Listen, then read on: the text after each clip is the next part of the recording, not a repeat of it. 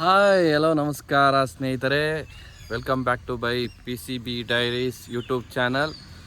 ಇವತ್ತಿನ ದಿವಸ ನಾನು ಅರಮೇರಿ ಗ್ರಾಮದ ಹತ್ರ ಇದ್ದೀನಿ. ಮೂರ್ನಾಡಿಂದ ವಿರಾಜಪೇಟೆಗೆ ಹೋಗಬೇಕಾದ್ರೆ ದಿ ನ್ಯಾಷನಲ್ ಕ್ರಶ್ ಅಂತ ಕರೆಸ್ಕೊಳ್ಳುವಂತಹ ರಶ್ಮಿಕಾ ಮಂದಣ್ಣ ಅವರ ಮನೆ ಇದೆ. ಸೊ ಆ ಮನೇನ ನಿಮಗೆ ತೋರಿಸ್ಬೇಕು ಅನ್ನೋ ಪ್ರಯತ್ನ ಮಾಡ್ತಾಯಿದ್ದೀನಿ. ಸೊ ಇಲ್ಲಿಂದ ಒಂದು 5 ಕಿಲೋಮೀಟರ್ಸೋ 8 ಕಿಲೋಮೀಟರ್ಸೋ ಇದೆ ಅವ್ರ ಮನೆ. ಸೊ ಅವ್ರ ಮನೆ ನೋಡೋಣ ಬನ್ನಿ. 2016ಗೂ ಮುಂಚೆ ರಶ್ಮಿಕಾ ಮಂದಣ್ಣ ಯಾರು ಅಂತಾನೆ ಗೊತ್ತಿರಲಿಲ್ಲ. ರಶ್ಮಿಕಾ ಮಂದಣ್ಣ ಕರ್ನಾಟಕ ಕ್ರಶ್ ಆಗಿದ್ದು ಒಂದೇ ಒಂದು ಸಾಂಗ್ ಅಲ್ಲಿ. ಅದೇ ಬೆಳಗೆದ್ದು ಯಾರ ಮುಖವ ನಾನು ನೋಡಿದೆ. ಈ ಸಾಂಗು ಯೂಟ್ಯೂಬ್ ಅಲ್ಲೇ 126 ಮಿಲಿಯನ್ ಜನ ನೋಡಿದ್ದಾರೆ. ಅಂದಮೇಲೆ ಬೇರೆ ಆ್ಯಪ್ಗಳಲ್ಲಿ ಬೇರೆ ಕಡೆ ಡೌನ್ಲೋಡ್ ಮಾಡಿರೋ ಸಾಂಗ್ಗಳನ್ನ ಎಷ್ಟೊತ್ತಿ ಕೇಳಿರ್ತಾರೋ ಲೆಕ್ಕ ಇಲ್ಲ. ಇದನ್ನೆಲ್ಲ ನೋಡಿದಾಗ ನನಗೆ ಅನ್ಸೋದು ಒಂದೇ, ನಾವೊಂದ್ ಸಾಂಗ್ ಅಲ್ಲಿ ದೊಡ್ಡವರಾಗ್ಬಿಡ್ತೀವಿ. ಹೀಗೆ ಒಂದು ಸಾಂಗ್ ಅಲ್ಲೇನೆ ಸ್ಟಾರ್ ಆದಂತ ರಶ್ಮಿಕಾ ಮಂದನ್ಗೆ ಸಾಲು ಸಾಲು ಆಫರ್ಸ್ ಬರುತ್ತೆ. ಕನ್ನಡದಲ್ಲಿ ಅವರು ನಮ್ಮ ಪವರ್ ಸ್ಟಾರ್ ಪುನೀತ್ ರಾಜ್ಕುಮಾರ್ ಅವ್ರ ಜೊತೆ ಅಂಜನಿ ಪುತ್ರ ಮಾಡ್ತಾರೆ, ಗೋಲ್ಡನ್ ಸ್ಟಾರ್ ಗಣೇಶ್ ಅವ್ರ ಜೊತೆ ಚಮಕ್ ಮಾಡ್ತಾರೆ, ಚಾಲೆಂಜಿಂಗ್ ಸ್ಟಾರ್ ದರ್ಶನ್ ಜೊತೆ ಯಜಮಾನ ಮಾಡ್ತಾರೆ, ಆಕ್ಷನ್ ಪ್ರಿನ್ಸ್ ಧ್ರುವ ಸರ್ಜಾ ಜೊತೆ ಪೊಗರು ಸಿನಿಮಾ ಮಾಡ್ತಾರೆ.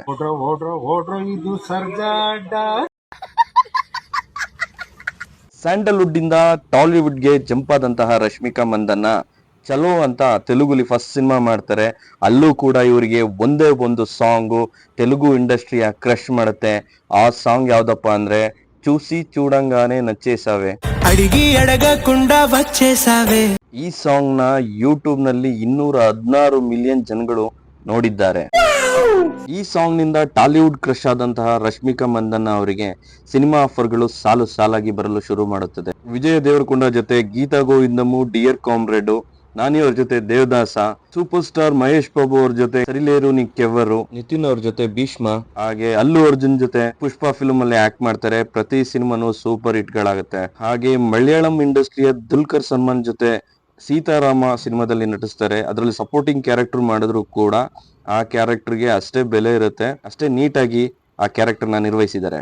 ನ್ಯಾಷನಲ್ ಕ್ರಶ್ ಆದಂತಹ ರಶ್ಮಿಕಾ ಮಂದಣ್ಣ ತಮಿಳಿಗೂ ಜಂಪ್ ಆಗ್ತಾರೆ. ಅಲ್ಲಿ ಸುಲ್ತಾನ್ ಅಂತ ಕಾರ್ತಿ ಅವ್ರ ಜೊತೆ ಮಾಡ್ತಾರೆ. ಹಾಗೆ ನಮ್ಮ ಇಳೆಯ ತಲಪತಿ ವಿಜಯ್ ಅವ್ರ ಜೊತೆ ವಾರಿಸು ಮಾಡ್ತಾರೆ. ಇಷ್ಟೇ ಅಲ್ಲದೆ ಹಿಂದಿಗೂ ಎಂಟ್ರಿ ಕೊಟ್ಟ ರಶ್ಮಿಕಾ ಮಂದಣ್ಣ ಅಮಿತಾಬ್ ಬಚ್ಚನ್ ಅವ್ರ ಜೊತೆ ಗುಡ್ ಬೈ, ಮಿಷನ್ ಮಜ್ನು, ಹಾಗೆ ರಣಬೀರ್ ಕಪೂರ್ ಜೊತೆ ಅನಿಮಲ್ ಸಿನಿಮಾ ಮಾಡ್ತಾರೆ. ಅನಿಮಲ್ ಸಿನಿಮಾ ನೀವೆಲ್ಲ ನೋಡಿದ್ದೀರಾ, super duper blockbuster hit ಆಗಿದೆ. ಅದ್ರ ಜೊತೆ ಒಂದು ಆಲ್ಬಮ್ ಸಾಂಗ್ ಮಾಡ್ತಾರೆ. ಆ ಸಾಂಗು ದಿ ನ್ಯಾಷನಲ್ ಕ್ರಶ್ ಅಂತ ಕರೆಸ್ಕೊಳ್ಳೋ ರಶ್ಮಿಕಾ ಮಂದಣ್ಣ ಎಷ್ಟೇ ಕೆಲಸಗಳು ಮಾಡಿದ್ರು ಕೂಡ ಅವರಿಗೆ ಎಷ್ಟು ಜನ ಫ್ಯಾನ್ಸ್ ಇದಾರೋ ಅಷ್ಟರಲ್ಲಿ ಸ್ವಲ್ಪ ಜನ ಹೇಟರ್ಸ್ಗಳು ಕೂಡ ಇದ್ದಾರೆ. ಯಾಕೆಂದ್ರೆ ಅವರು ಕನ್ನಡ ಇಂಡಸ್ಟ್ರಿ ಬಿಟ್ಟು ಬೇರೆ ಇಂಡಸ್ಟ್ರಿಗೆ ಹೋಗ್ಬಿಟ್ರು ಅಂತ ಒಂದಷ್ಟು ಜನ ಅವ್ರನ್ನ ಇಷ್ಟಪಡಲ್ಲ. ಇನ್ನೊಂದು ರೀಸನ್ ಅಂದ್ರೆ ನಮ್ಮ ರಕ್ಷಿ ಶೆಟ್ಟಿಗೆ ಮೋಸ ಮಾಡೋದ್ರು ಅಂತ ಕೆಲವರು ಇಷ್ಟಪಡಲ್ಲ. ಯಾವ್ದನ್ನ ಮಾಡ್ಬೇಕು ಯಾವ್ದನ್ನ ಮಾಡಬಾರ್ದು ಅವರವರ ವೈಯಕ್ತಿಕ ಅಂತ ನನ್ಗನ್ಸುತ್ತೆ. ಬಟ್ ಇಲ್ಲಿಂದ ಒಂದು ಹುಡುಗಿ ದಿ ನ್ಯಾಷನಲ್ ಕ್ರಶ್ ಲೆವೆಲ್ಗೆ ಬೆಳೆದಿದ್ದಾರೆ ಅಂದ್ರೆ ಅದರಲ್ಲೂ ಸಾಧನೆಗಳು ಕೂಡ ಇದೆ. ಅವರು ಮಾಡಿರುವ ಪ್ರತಿಯೊಂದು ಸಿನಿಮಾ ಕೂಡ ಸೂಪರ್ ಹಿಟ್ ಆಗಿದೆ. ಅಲ್ಲದೆ ಅವ್ರ ಮನೆಗೆ ಇನ್ಕಮ್ ಟ್ಯಾಕ್ಸ್ ಕೂಡ ರೈಡ್ ಆಗಿತ್ತು. ಇನ್ಯಾವ ಲೆವೆಲ್ಗೆ ಅವರು ಸಿನಿಮಾಗಳಲ್ಲಿ ಬ್ಯುಸಿ ಇದ್ದಾರೆ. ಇನ್ಕಮ್ ಟ್ಯಾಕ್ಸ್ ರೈಡ್ ಆಗಿತ್ತು ಅಂದ್ರೆ ಎಷ್ಟು ಹಣ ಅವ್ರು ಗಳಿಸಿರ್ಬಹುದು. ಕೆಲವ್ರು ಹೇಳ್ತಾರೆ ಅವರು ಲಕ್ ಅಲ್ಲಿ ಬೆಳೆದ್ರು ಅಂತ. ನಾನ್ ಹೇಳ್ತೀನಿ ಜೀವನದಲ್ಲಿ ಲಕ್ಕು ಗಿಕ್ಕು ಎಲ್ಲ ವರ್ಕ್ ಆಗಲ್ಲ. ಜೀವನದಲ್ಲಿ ಶ್ರಮ ಇಲ್ದಲೆ ಯಾವ ಕೆಲಸಗಳು ಕೂಡ ಆಗಲ್ಲ. ಅವರು ಶ್ರಮ ಪಟ್ಟಿರೋದಕ್ಕೆ ಅವರಿಗೆ ಪ್ರತಿಫಲ ಸಿಕ್ಕಿದೆ, ಕೆಲವರಿಗೆ ಪ್ರತಿಫಲ ಸಿಕ್ಕಿರಲ್ಲ ಅಂತ ಹೇಳಕ್ ಇಷ್ಟಪಡ್ತೀನಿ. ಶ್ರಮ ಇಲ್ದೇನೆ ಅವರಿಗೆ Filmfare award, Zee award, SIIMA ಅವಾರ್ಡ್ಗಳೆಲ್ಲ ಬಂದಿಲ್ಲ. ಅವರು ಕೂಡ ಒಳ್ಳೆ ಆಕ್ಟರ್ ಆಗಿರೋದಕ್ಕೆ, ಎಕ್ಸ್ಪ್ರೆಷನ್ಸ್ ಅವ್ರದ್ದು ಚೆನ್ನಾಗಿರೋದಕ್ಕೆ ಅವರಿಗೆ ಅವಾರ್ಡ್ಗಳು ಬಂದಿದೆ. ಸೊ ಹೇಟರ್ಸ್ಗೆ ಏನು ಹೇಳಕ್ಕಾಗಲ್ಲ. ರಕ್ಷಿತ್ ಶೆಟ್ಟಿ ಇಷ್ಟ ಅಂತ ಹೇಳ್ಬಿಟ್ಟು ನಾವು ರಶ್ಮಿಕನ್ನ ದ್ವೇಷ ಮಾಡಕ್ಕಾಗಲ್ಲ. ಪುನೀತ್ ರಾಜ್ಕುಮಾರ್ ಇಷ್ಟ ಅಂತ ಹೇಳ್ಬಿಟ್ಟು ನಾವು ದರ್ಶನ್ನ ದ್ವೇಷ ಮಾಡಕ್ಕಾಗಲ್ಲ. ಶಿವ ಇಷ್ಟ ಅಂತ ಹೇಳ್ಬಿಟ್ಟು ನಾವು ಕೃಷ್ಣನ ದ್ವೇಷ ಮಾಡಕ್ಕಾಗಲ್ಲ. ಹಾಗೆ ನಾನ್ ವೆಜ್ ಇಷ್ಟ ಅಂತ ಹೇಳ್ಬಿಟ್ಟು ನಾವು ವೆಜ್ ನ ದ್ವೇಷ ಮಾಡಕ್ಕಾಗಲ್ಲ. ನಾವು ಅನ್ಕೋಬೇಕಾಗಿರೋದಿಷ್ಟೇ, ಎಲ್ರೂ ಚೆನ್ನಾಗಿರ್ಬೇಕು, ಜೊತೆಲಿ ನಾವು ಚೆನ್ನಾಗಿರ್ಬೇಕು. ದ್ವೇಷದಿಂದ ಏನು ಸಾಧಿಸಕ್ಕಾಗಲ್ಲ.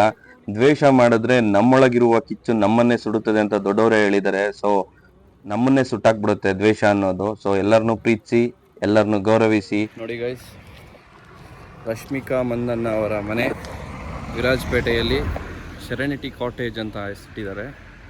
ಅವರ ಮನೆಯ ನೇಮು MA ಮಂದಣ್ಣ ಸೆರೆನಿಟಿ ಅಂತ ಇದೆ. ನೋಡಿ, ಇದೇ ಅದ ಮನೆ.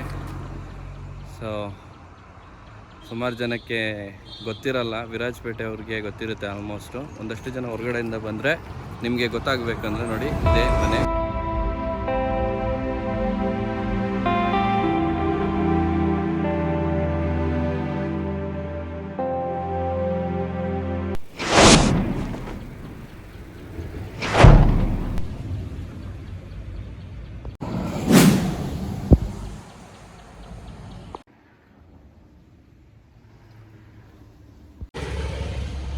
ನೋಡೋಣ ಬನ್ನಿ, ಮೇಡಮ್ ಇದ್ದಾರ.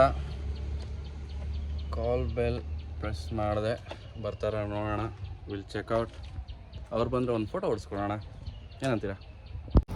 ಮನೇಲಿರುವಂಥ ಕೆಲಸಗಾರರನ್ನ ವಿಚಾರಿಸ್ದೆ, ಅವರು ಮೈಸೂರು ಮನೇಲಿದ್ದಾರಂತೆ. ಸೊ ಹಂಗಾಗಿ ಇಲ್ಲಿಲ್ಲ, ಇದ್ದಿದ್ರೆ ಒಂದು ಫೋಟೋ ತೊಗೋಬೋದಿತ್ತು. ಸೊ ನಾನು ಅವ್ರನ್ನ ಮೀಟ್ ಮಾಡಿದ್ದು ಕಿರಿಕ್ ಪಾರ್ಟಿ ಸಿನಿಮಾದಲ್ಲಿ ಕೆಲಸ ಮಾಡಬೇಕಾದ್ರೆ ನಾನು ಅವ್ರನ್ನ ನೋಡಿದ್ದೆ. ಬಟ್ ಅವಾಗ ಅಷ್ಟೊಂದು ನೇಮ್ ಇರಲಿಲ್ಲ. ನಾವೆಲ್ಲ ರಕ್ಷಿತ್ ಅದ್ರ ಜೊತೆ ಫೋಟೋ ತೊಗೊಳಕ್ಕೆ ಮುಗಿ ಬೀಳ್ತಾಯಿದ್ದು ತುಂಬ ಜನ ಹುಡುಗರುಗಳು. ಯಾಕಂದರೆ ರಕ್ಷಿತ್ ಸರ್ಗೆ ಅವಾಗ ಹೆವಿ ನೇಮ್ ಇತ್ತು. ರಶ್ಮಿಕಾ ಮಂದನ್ ಅವರು ಆಗ ಫಸ್ಟ್ ಟೈಮಲ್ಲಿ ಶೂಟಿಂಗಲ್ಲಿ ಆ ನೇಮ್ ಬಂದಿರಲಿಲ್ಲ. ಯಾವಾಗ ಬೆಳಗ್ಗೆದ್ದು ಯಾರ ಮುಖವ ನಾನು ನೋಡಿದೆ ಸಾಂಗ್ ಬಂದಾದಮೇಲೆ ಅವ್ರಿಗೊಂದು ಫೇಮ್ ಬಂದಿದ್ದು. ಸೊ ಆವಾಗ ನಾನು ಫೋಟೋ ತೊಗೊಳ್ಳೋ ಅಂತ ಟ್ರೈ ಮಾಡಿರಲಿಲ್ಲ. ಹಂಗಾಗಿ ಇವತ್ತು ಕಾಲಿಂಗ್ ಬೆಲ್ ಹೊಡೆದೆ, ನೋಡೋಣ ಮೇಡಮ್ ಇದ್ದರೆ ಒಂದು ಫೋಟೋ ತೊಗೊಳ್ಳೋಣ ಅಂತ. ಸೊ ಬ್ಯಾಡ್ ಲಕ್, ಮೇಡಮ್ ಇಲ್ಲ, ಮೈಸೂರಲ್ಲಿ ಇದ್ದಾರಂತೆ. ಸೊ ಎಲ್ಲ ಪ್ರಾಜೆಕ್ಟ್ಗಳಿಗೂ ನಮ್ಮ ಕಡೆಯಿಂದ ಆಲ್ ದ ಬೆಸ್ಟ್ ಹೇಳ್ತಾ ಈ ಲಾಗ್ನ ಎಂಡ್ ಮಾಡ್ತಾಯಿದ್ದೀನಿ. ಧನ್ಯವಾದಗಳು.